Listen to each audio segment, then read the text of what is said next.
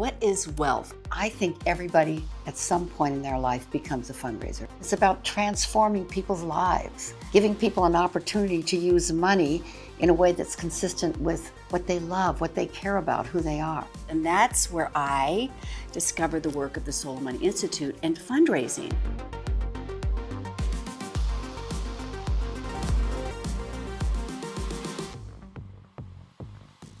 This session is about fundraising, all about fundraising.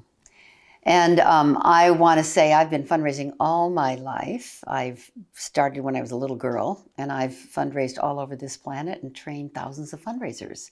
I'm delighted to do this session with my colleague and partner in all things, but particularly in fundraising, Sara Vetter. Thank you. Yeah, so I've been working with Lynne now for over 13 years. It's just an honor to be doing this work in fundraising. And I want to just share briefly sort of my money story because I know it's important to look at your own money story. It really has an impact on the fundraiser you become or the fundraiser you are. So for me, I grew up in privilege. Money was a forbidden topic. My mom had the money, the control, the power. It was all about perfectionism and how it looked on the outside. Then I married someone who was quite successful, raised our kids in a very privileged way. But I never, ever, ever felt like I had enough. And I always wanted more. And it always was about image. So, 15 years ago, everything crashed. My whole life sort of crumbled, and I realized I had to look inwardly. I had to look inner. What is wealth? What is inner wealth? And that's where I discovered the work of the Soul of Money Institute and fundraising. I met some spiritual leaders. I met Lynne. I went on a journey with Lynne into the Amazon, and I realized that was my dharma, fundraising. And I realized a new kind of wealth, an authentic, the well of being. And I became an exceptional fundraiser. And I say this because looking at your history around money and your relationship with money does really help carve out you as a fundraiser. And now people fundraise to me, forever and ever. And now I fundraise. So it's important to really know kind of the roots of your money story. And that's my money story. It has made me the extraordinary fundraiser that I am. And I love fundraising. We both love asking for money so much we might ask you right now, actually. Exactly. But I want to make sure you understand that this session is about your relationship with fundraising. Our expertise, and we have lots of it, is raising money from individuals, not foundations, not corporations, not online fundraising, not digital fundraising, but just talking to people. And that's where the money is, actually, no matter where you are, if you're a fundraiser. And let me just go back and say, I think everybody at some point in their life becomes a fundraiser for your child's school, for the walkathon at work. Almost everybody gets into it one way or another. Some people, it's their whole deal, like it is for us. For others, it's just something that comes along with life. And it's really wonderful to know how to ask people for money in a way that you don't feel dread or resistance. There's a lot of baggage around fundraising. People don't even like the word, but we're trying to, transform that so everybody wants to do it, because we actually feel that fundraising is sacred work. Sacred work. When you really think about it, a fundraiser, someone who has the courage to ask for money for what they believe in, is someone who is willing and has the courage to reallocate or facilitate reallocating the world's financial resources away from what we fear and towards what we love. And so in this course, we'll give you a few tools and tips, but moreover, we're going to talk to you in a way that hopefully you love fundraising the way we do at the end of this, that you realize that it's about transforming people's lives, giving people an opportunity to use money in a way that's consistent with what they love, what they care about, who they are. And so we've developed key principles of fundraising, and it's very sacred to us. I actually consider it a little bit of a ministry. That's a little corny, but I kind of do. And it's sacred because it moves money towards what we all care about. we're usually raising money not just for something that we're sort of casually associated with. You don't get involved in fundraising unless you love, love, love what you're fundraising for. So we consider it sacred. We consider it almost kind of like holy, and we love it. We have fun doing it. And I'll say one other thing. It's in a particular sector in our world that's often called the nonprofit sector, or the not-for-profit sector, or the non-governmental sector. And I'm leaning over like this because we don't want to be in the non-sector or the not-for sector. So we call this sector the social profit sector rather than the nonprofit sector. And when we say social profit, we mean not only profit, because whether you're raising money for your child's Montessori school, or you're ending world hunger, or you're saving a river, you are generating a social profit. You're really generating a profit. But also, you are a social prophet, prophet. You're someone who has the guts, the courage, the vision, the wherewithal to stand in the future, look back from there into the present, and bring that vision into reality now. So join us and become a social prophet with us here, and know that fundraising is really what unlocks people's longing to be of service to the world. Actually, that's what it's about, unlocking people's longing to be of service to the world. And it takes a lot of deep, deep, deep listening. Yeah. I'm glad. I want to say one thing about what this is and isn't, and that where our expertise, as Lynn said, is in one-on-one fundraising. It's to the individual. So a lot of money comes from foundations. A lot of money comes through grants. There's online fundraising. But at the end of the day, you're always talking to one person. So this whole fundraising from the heart is about transforming you, the fundraiser, you kind of the way you hold yourself as a fundraiser. And as Lynn said, yes, there'll be tips and tools, but that's not really what this is. It's not like do this, do this, do this. No, it's about transforming the way in which the conversation you have, how you show up, the way in which you relate to your financial partner or donor. I think one of the most vitally important things about fundraising is deep listening. When I first started with Lynn, I stalked her. I pretty much stalked her. I just followed her around. I would go to these meetings, major donors, and we'd be there with this potential donor for, an hour. And I would say for the first 50 minutes, Lynn did not say a word. I was dying in the other seat. Like, when is she going to ask? What is the deal? Isn't she like the queen of fundraising? Like, what's happening here? But she was listening for what the person on the other side of the table had to say, what it was they were all about, what were they there to hear, what would be a match for what Lynn had to say, or what Lynn was raising money for, what Lynn was passionate about. And I learned something so profound about fundraising, and absolutely key to it in all these principles that we're going to talk about, is effective and deep and committed listening. So for 50 minutes or so of an hour-long meeting, she would actually do nothing but listen to and listen for what was being said on the other side table and where that person was. And then there became that moment, that very specific moment when there was the listening to share a compelling, irresistible conversation in ways in which they can participate financially in whatever it is Lynn was involved in or we're involved in. So I just want to say, when you said about the listening thing, that is like such a key point in fundraising. Yeah. Before we dig into these amazing principles. Yeah. I want to say something else. It's okay when people say no. And, you don't like that. That's what you're looking for, a yes. But if you do a really good job, as Sara is saying, if you listen deeply to people and you pull out of them what they really, really care about, they may end up giving money to something different than what you're asking for. And that's a win too. Because what fundraising really is about is unlocking people's generosity, unlocking people's understanding that they can make a difference, unlocking this longing that everybody has to matter. And suppose you ask for ending world hunger, and at the end of the conversation they say, well, that's kind of not my deal. I'm into stopping the abuse of children, sexual abuse of children.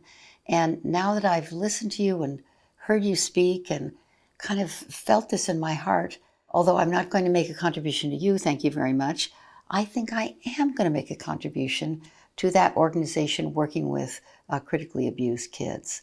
And that's a win. You know, there's a pie of resources, and it's not finite. It's a flow of financial resources for the things we most care about. And so if you believe deeply in something, if you have a profound commitment to it, you know how to fundraise, because it's from where you stand that you will come up with the conversation that'll really matter.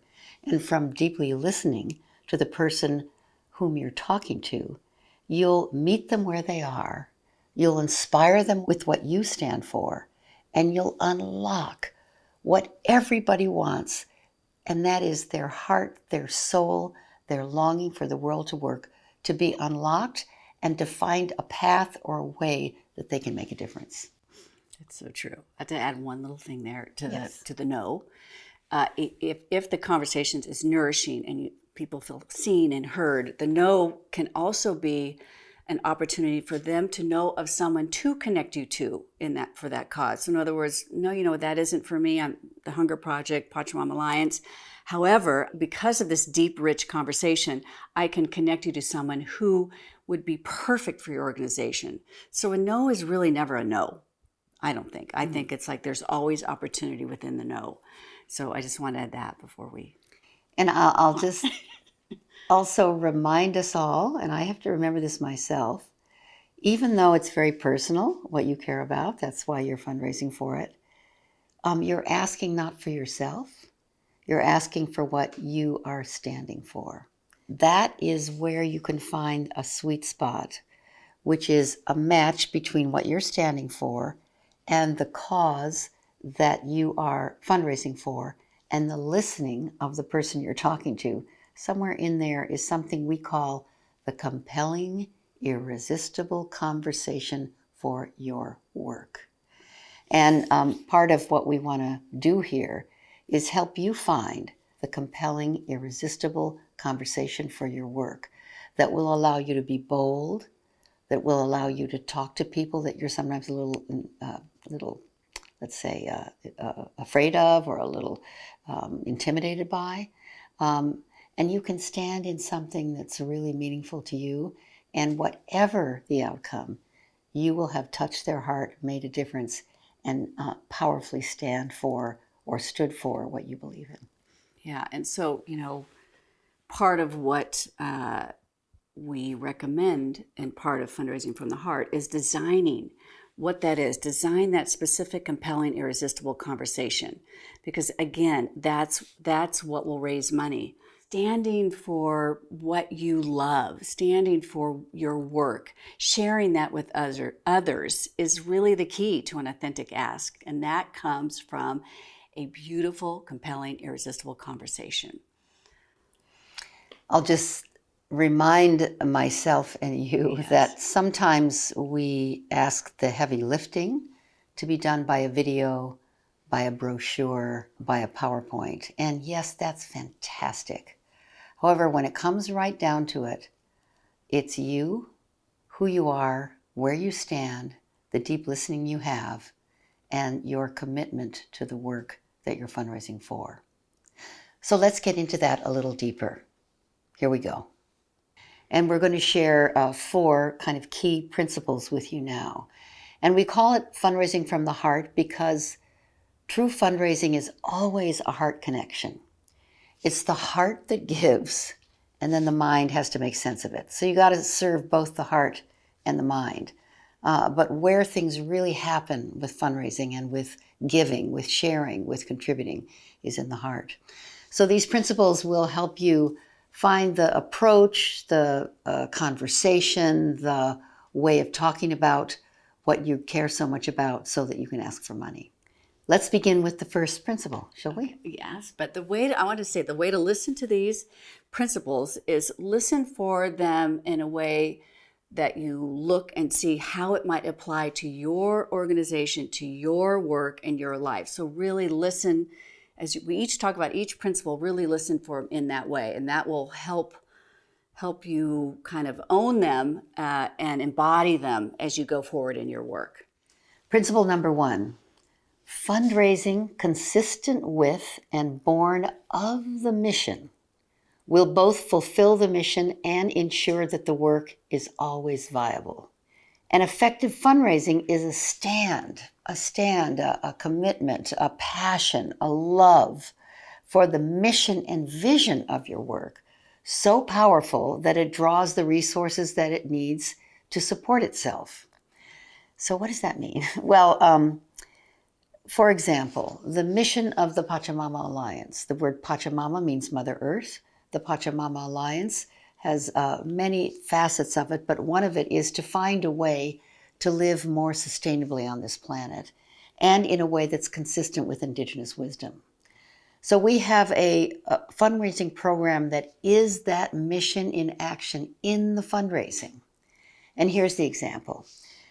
We invite people to reallocate, let's say, at least $25 or $50 a month from the stream of expenditures they're now making that may be unwittingly destroying the natural world, the forests, the water systems, the air we breathe, and reallocate that same $25, $50, $100 to the Pachamama Alliance for the preservation of the water, the air, the land. And that's a reallocation of resources, really, rather than a contribution. But it also creates a change in lifestyle, which is one of the missions of the Pachamama Alliance. So when we're fundraising for the Pachamama Alliance, we invite people to reallocate their resources away from consumption, away from overconsumption, towards preservation, conservation, restoration of the environment. And that is the mission of the organization in action in the fundraising. It also expresses from the Pachamama Alliance and from fundraisers like Sara and I what we're standing for. And that is a shift in the way we live, a shift in the way we live. And so we actually ask people for money not to fund the organization as much as it is live in a different way, and will free up financial resources that will make this education, this organization, this work we're doing with Indigenous people and educating people about how to live a more sustainable life. It will also pay for that. But the actual act of giving the money changes the way you live. So that's the mission in action in the fundraising. And that's a little bit obtuse, but I think you might get the feeling. The fundraising needs to be consistent with the mission to have integrity. It can't be completely devoid of what the mission of your organization is. And when you're standing firmly for that mission, you will see ways to fundraise that are consistent with the mission, because all you want is that mission to be fulfilled. So that's principle number 1. Excellent. Principle number 2, effective fundraising is a function of who you are, not what you say or do, and you honor, validate, and serve people with the request itself. So it's great to have a video, a PowerPoint, metrics, toolkit. I don't know, they don't have brochures anymore, but brochures, that's important. But actually, effective fundraising is a function of how they feel around you, your passion, your energy, your commitment. Who you are has people tap into and get in touch with who they are. It's the heart that gives, the head that gives permission for the heart to give. So you can feel that. I mean, that's what gets communicated. Not really like the words, or not the rehearsed, or not the script. It's the passion. And the donor will trust that. Your passion, when you're in it, when you're in a zone, it's a magnet for fundraising. It's a magnet for raising money. That's what you want to leave people with. So even if it's rehearsed, the perfect pitch, the perfect words, the perfect, whatever it is you want to say, there's nothing more effective than having your passion, your energy, your love for your work come through. There's two of my favorite quotes. One is Emerson, which is, "Who you are speaks so loudly I can't hear the words you are saying." And Maya Angelou has another of my favorite quotes. "People almost never remember what you say, but almost always remember how you made them feel." To say more on honoring and validating, you honor and validate the donor with the request itself. So actually asking is an acknowledgement of that person. It's an affirmation. It says, "I see you." It says, "I know who you are. I can see that you care. I feel your generosity." It's actually a privilege to ask, to be a financial partner, to partner with your organization. Not asking is actually already saying no for them. And it's not going on bended knees. It's not a pitch. It's not hitting them up. It's enrolling. It's having a conversation. It's engaging them in something that you so love. It's not being apologetic, because when you're afraid, when you're apologetic, when you're not sure, when you have doubts, when you're uncertain, it's saying no for them.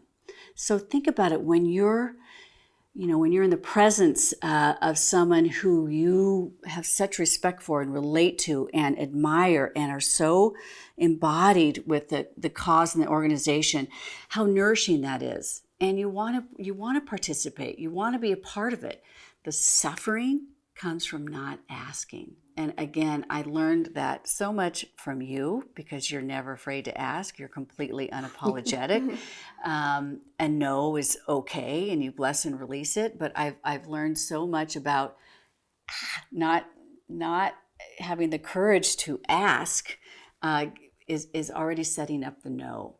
So you validate, and it's an honor. And I also learned that from being asked a lot back in the day, and being in situations where I knew they wanted to ask me, but they just didn't. And it's almost like, wow, it's a little bit invalidating. They're not even asking me. So that's principle number 2. Do you have any stories about that one? Yes. Recently, we've been in a collaboration with an organization that does dance movement every morning. It's actually called Daybreaker. And they collaborated with Pachamama Alliance, which I fundraise for, and $1 of every ticket sold to these live events goes to Pachamama Alliance. So it's incredible through the whole month of April, which is the month of Earth Day. And the founder of the organization was doing a match. So our idea was at each location we would ask to do a match. Like, let's ask out in the audience. There's all these amazing, incredible people dancing. Let's just ask them to do a match. So we did an event in various locations. The second location was in New York, and somebody had matched and was going to get up to ask for a match, and he just didn't. He didn't ask for the match. I'm dying over in the audience. And I'm like, oh my God, he was afraid to ask. So the next event I went to was in another location, and I just knew that it would be a disservice if I didn't ask. So not only did I ask at the event, but I pre-asked. I called up a friend who I knew was going to the event, and I thought, God, I'm just going to come out and ask her. This is such an extraordinary organization. And she was thrilled to have been asked, felt like she was, picked out specially to ask. She said yes to the match, and I did a match at the event. But there was a lost opportunity that he did not do the ask. It validated that woman, and it validated the group that I asked at the event on site. So it was really cool. Yeah, I love that story. So let's go to principle number 3. Money given to make a difference does. Money given to make a difference does. In other words, it carries the energy of the donor who wants to make a difference with their money, and it makes a difference. It becomes blessed money. It actually becomes blessed money. And when you focus on the partnership rather than just the money, the partnership with the donor or the contributor, or we often call them investors because they're people who are vested in the mission. When you focus on the partnership rather than the money, you generate committed partners who often can bring long-term sustainability to your work. So I really found so many examples of this, but I'm going to tell one story. I was inside of a company, which was rare for me at the time as a young fundraiser. I was mostly fundraising one-to-one. But I had a donor whose name is Bob. Bob loved the Hunger Project, and I was raising money for the Hunger Project, Ending World Hunger. And he wanted me to come to his accounting firm and ask for money from his partners because he was so happy to be a philanthropist with Ending World Hunger, and he wanted to share it with his partners, but he was afraid to ask them for money. He didn't want to do it. So he brought me in to do it. And I'll tell you that I was a little nervous because accountants, auditors, it was a big giant auditing firm. And I was asked to go to the partners meeting and ask for money at the partners meeting for Ending World Hunger. And I thought this is the last thing these guys wanted to hear about. And they were all guys, all men. They really looked, pardon me if you're an auditor, but they looked like auditors. And they didn't look warm and fuzzy. You know, I wasn't, I don't know, I didn't warm up to them right away. And when I was waiting to go into the partners meeting, I looked at all of their clients and I saw, you know, some of the biggest companies in the world, and there were even countries that they were auditing. I remember it said Republic of Thailand. I thought, oh my God, they're the auditors for Thailand. So by the time I got into the room, I was so scared that I didn't know how to begin. I was so I don't know, intimidated by these guys. And most of them were older than me. Most of them were, you know, looked very, very, very, very, very prosperous. And I authentically, in the very first minute, said, you know what? I know I was introduced to you at the coffee break, but I would love to have you introduce yourselves again. Just so I can get a feel for who you are, because I'm going to talk to you about something that's very, very important to me. And so one by one, they introduced themselves. And the first man was very cold. I asked, tell me your name and how long you've been with the firm. He said, Dick, 47 years. That was his answer. He didn't even have, there was no verb. It wasn't even a sentence. And then the next guy, I remember his name was Scott. He said, 47 years, eh? Yeah, I'm Scott. I've been here for 38. Been partner for 17. Didn't we start partnerships around together at the same time? There was a little conversation. Then the next guy, you know, I can't remember, Brian. Yeah, you came here after I did, etc. When we got all the way around the table, I had listened to these gentlemen so deeply, with such a hunger and appetite for connecting with them, that by the time we got around to the end of this round, actually oval table, to my friend Bob over here next to me, he was downright effusive. And there was a warmth, there was a connectivity, there was a relationship in the room. And I was close to tears. Now, this is kind of weird. People don't cry in partnerships meetings for auditing firms. But what I saw was, and I said this to them, I just want you to know, I want to thank you for your work, because listening to you gentlemen, I realized that you have chosen to be people who hold to account the largest institutions in the world for their financial integrity. That you hold a whole country of Thailand to account for its financial integrity. And that's what you're doing here. You're standing here with your lives, with your life energy, with your education, with your intelligence, with your love, and holding to account the financial integrity of the world in which I live. And I really want to thank you for that. And I was a little bit teary. And even Dick, 47 years, he had a little tear in his eye. And that's when I knew I could ask them for money, because I had connected with who they are. I knew who they are, and I mirrored it back to them in a way that they themselves had forgotten. And they made a significant contribution. But that's a little illustration of fundraising from the heart, and principle number 3. Excellent. Okay, principle number 4, my favorite. When you bring joy and passion to fundraising, it will always be productive and fulfilling. Clarity and authenticity and boldness attract financial partners and money. And when I say bring joy, it's you bring your own joy to the team. You bring your own joy to your board. You bring your own joy to the conversation, to the activity, to the meetings. that really, as on the development team at Pachamama Alliance, when we're, grappling for to meet our numbers and to meet our goals and our quarterly numbers and, answer to the board, there can be time when the possibility seems overwhelming and, it starts to not become about the person, it's just about the numbers. But when I walk into that meeting and I bring my authentic joy, I bring my authentic possibility, it gets infused to the team and then it passes on to the fundraising. That's a really important thing, and it makes for productive and effective raising of money. It draws people in. It is a huge magnet. When you're turned on about something, when you're passionate about something, even within your organization, it has a ripple effect in fundraising. And that boldness, clarity, authenticity, boldness attracts financial partners. If you're waffly, it's not a magnet. When you're clear, when you're bold, when you're unstoppable, there's nothing like it. So Lynne and I work for Pachamama Alliance. Lynne is the founder of Pachamama Alliance. And we are absolutely, unequivocally, absolutely 100%, we are going to preserve the sacred headwaters of the Amazon rainforest no matter what. But if we went in and said, you know what, I think what we're going to do is possibly we're going to try to preserve this sacred land, and we're doing a pretty good job, and I know there's a lot of things happening in this.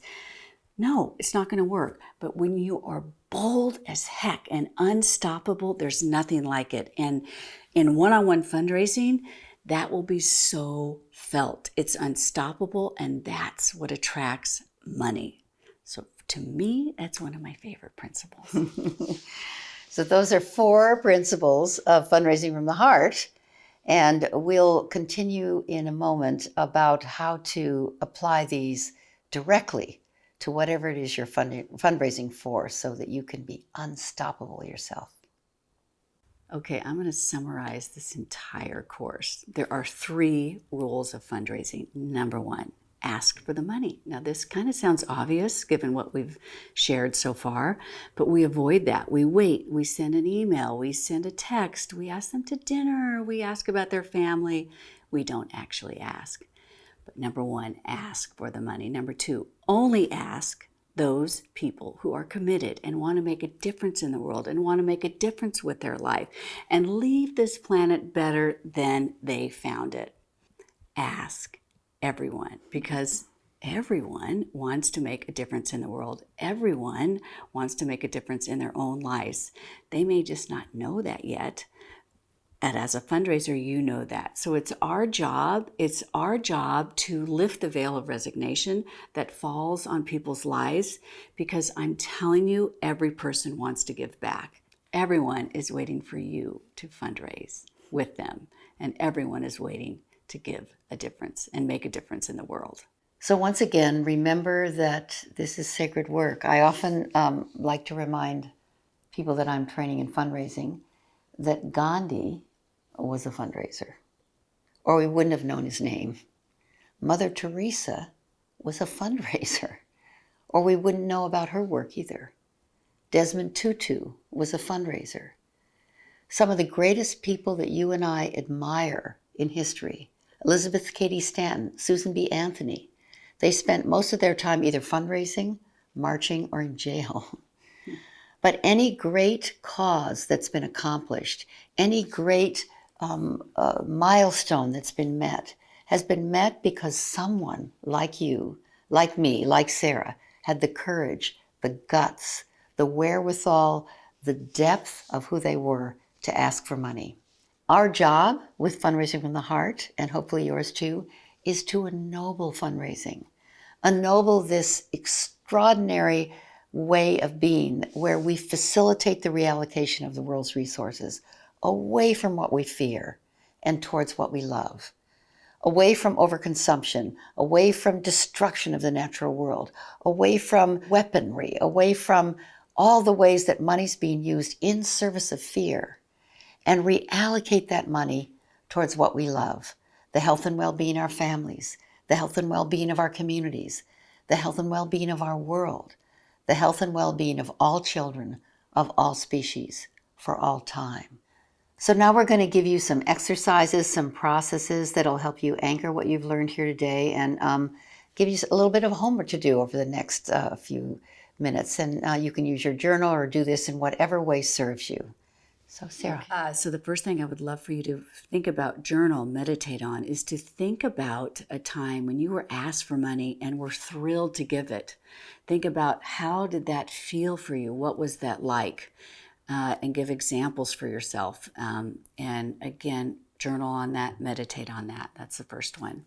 Make a list of the people you would most like to have be donors because of really who they are rather than how much money they have. And know that they are actually waiting to hear from you. Make a list of those people and imagine them being so thrilled to get your request. Visualize yourself having a deep and fulfilling and compelling, irresistible conversation with someone who you've been thinking about. They've been on that list of yours forever. Someone you've been thinking about asking, and stand in the possibility, in the beauty, in the joy, in the thrill of the yes. And fourth, standing in your own abundance, your gratefulness, your gratitude for the life you're living. List 5 things that make your life extremely, gloriously abundant. Stand in those 5 things and realize the gift of being alive. Now take 3 to 5 minutes to journal on these ideas that we've given you, and these meditations that we've given you, and these questions we've given you, and do that on your own time. And use this to deepen your commitment to finding that place in yourself that is your own fundraising from the heart. Thank you so much. This has been such a blast, and thank you. I'm very grateful for you. You're one of my 5. Thank you. You're one of my 5. You're one of my 5. You might be all 5 of my 5. Thank you. And thank you all for participating. Thank you for stepping into this space with us, and thank you for your deep listening for this message. And good luck to you. May you be blessed with oceans of financial resources for the things you care about. Hey, thanks for watching. If you like this interview from the Commune podcast, then click subscribe and check out this video right here.